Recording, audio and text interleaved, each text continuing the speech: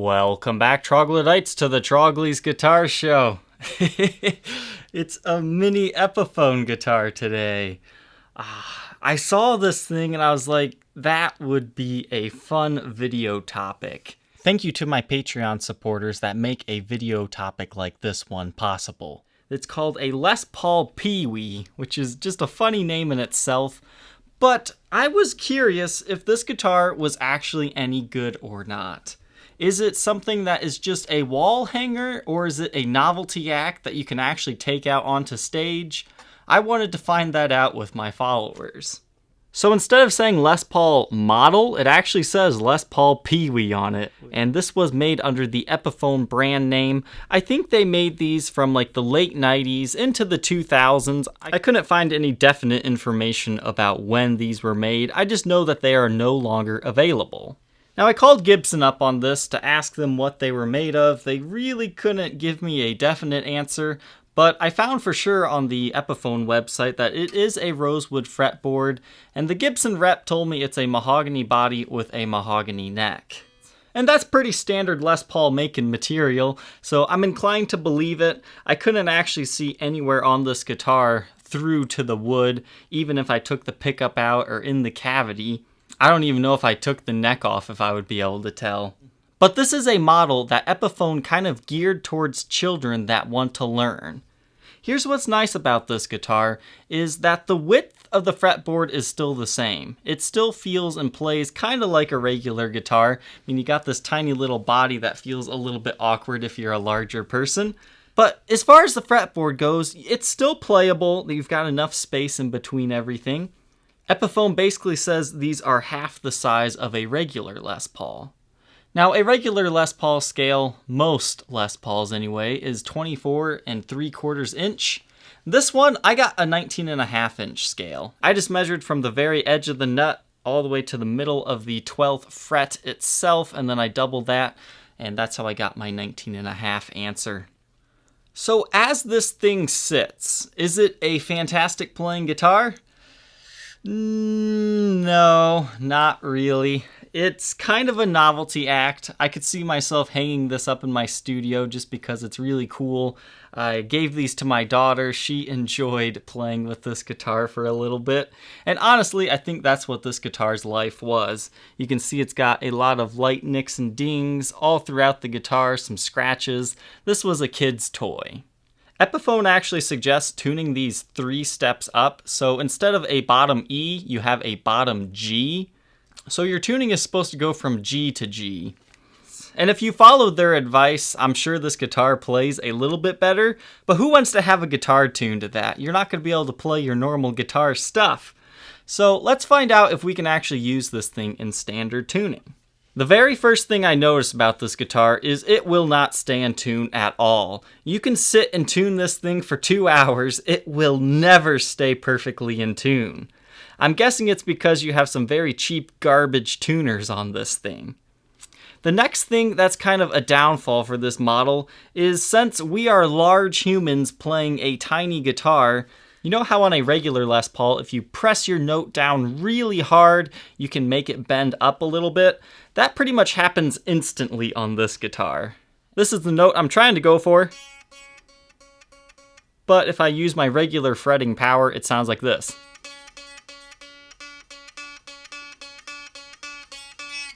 So you've got that issue to deal with. That basically means this guitar is impossible to play chords with. So in order to deal with this, I've read that if you use a heavier gauge string, it can kind of fight against that and make this guitar actually usable. Now you just have a cheap pot in here and just your cheap Epiphone pickup in here. I think they call them a 700T if I'm not mistaken. So this is basically an entry-level modeled guitar, but scaled down for like a child that wants to learn. However, as it sits stock, I don't think I would actually give this to a child to learn on because they're not actually going to enjoy playing guitar because they'll never sound good. It'll always be out of tune, but I think it is a fun novelty toy for a child to have around. That way they go, yeah, I can play guitar when I want. They can do the whole, I'm going to smash the guitar stuff. But I think it would inspire a child to want to learn. Epiphone actually sold these things in little bundle packs. You got a mini Les Paul and a miniature amp. Now, depending on what year you purchased this bundle in, the amps would actually vary. This is kind of like a Fender Tweed clone. It's just a really cheap 1 watt solid state amplifier. It's actually battery powered, so this is great to take along with you for like Craigslist deals to make sure the guitar actually works. And you can also power it with a 9-volt battery supply. But you have your input jack here. You have your volume control right here. A master tone. This is your on and off switch. This is the off position, and then straight up is your on. As you can see, it turned on. It doesn't actually need plugged in. I've got a battery in it. And then you have what they call the drive channel. Now, personally, I think it sounds pretty okay on the clean channel. It has a very distinct vibe to it. It's nothing spectacular. However, I think it is, decent enough that you could practice on this. And something else that's really nice is they do have a headphone jack included. So if you're looking for just a really cheap amp to use for like headphones and practicing, I would actually suggest checking one of these little things out. Just for a quick size comparison, here is a normal Les Paul standard right here, beautiful flame top. And now here's this, obviously a lot smaller. So let's go ahead and hear how this one sounds both through the miniature amp and through a traditional amp.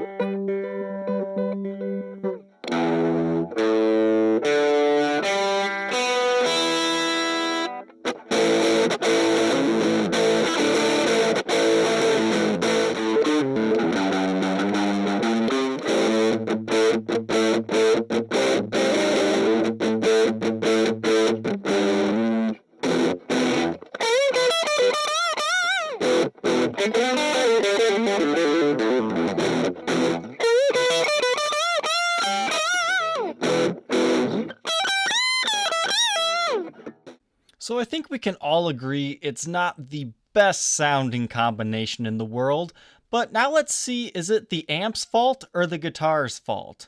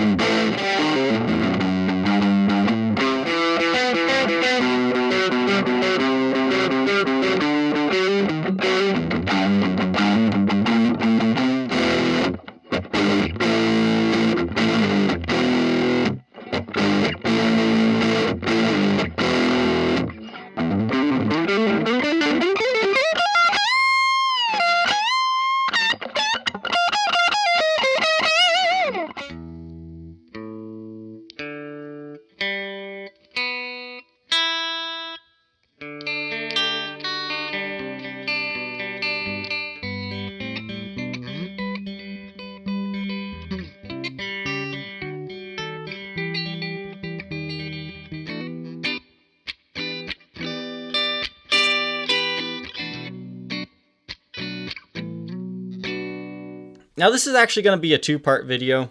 This was just the initial look over and hearing how this guitar sounds. So I'll let you guys draw your judgments there as it is currently, but I'm going to totally hot rod this thing out. I'm going to put a vintage 1972 Gibson patent number T-top in this guitar. I'm going to replace this cheapy pot with a 500K one if I can. And I'm going to put a decent set of tuners on this guitar, most likely from the 70s or 80s. And I'm also going to put some heavier gauge strings on here. I think the heaviest I currently have is 12, but we'll see how that goes. So I'm essentially going to turn this into like a 70s Les Paul custom. So make sure you subscribe to my channel so you don't miss this upcoming video. All right, let's go ahead and go over the condition of this guitar. It's in pretty worn shape, as you can see. You've got deep scratches at the top. This was definitely a child's toy of some nature. It has lots of wear and tear. However, it does appear to currently be all original. You've got kind of a large ding right there. You've got a lot of wear along the top of the headstock as well, and the Epiphone logo is kind of being worn off. However, I did just clean the frets up. I oiled the rosewood fretboard, so as far as getting this thing clean, I did that for you. I lightly cleaned the body, but the frets and fretboard are definitely in better shape now. There's lots of fingerprints, scratches, dings. This is not a collector's version of this guitar. Believe it or not, these things sell like hotcakes. They always get, even at open auction, at least $100. Most of these end up selling for around $150 just because they're kind of a cool novelty, and I think people are very curious if these are actually usable. You can see a large ding right there that kind of chipped the paint. Back of the headstock here, similar wear and tear as we had talked about earlier. Just a bunch of scratches, nicks and dings. Your serial number is X9600225540. And you kind of have some chips through the clear coat right here.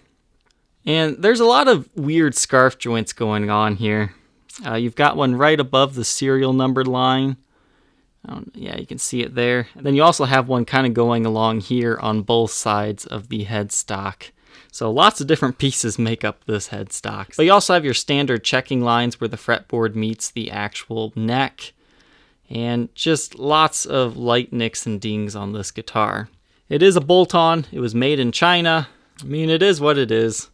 I did clean this guitar previously, but just touching it, it's gonna get dirty. So lots of scratches on the back as well. But thankfully there's no real cracks to the neck pocket or anything. It's still a semi-wet functioning guitar for the most part.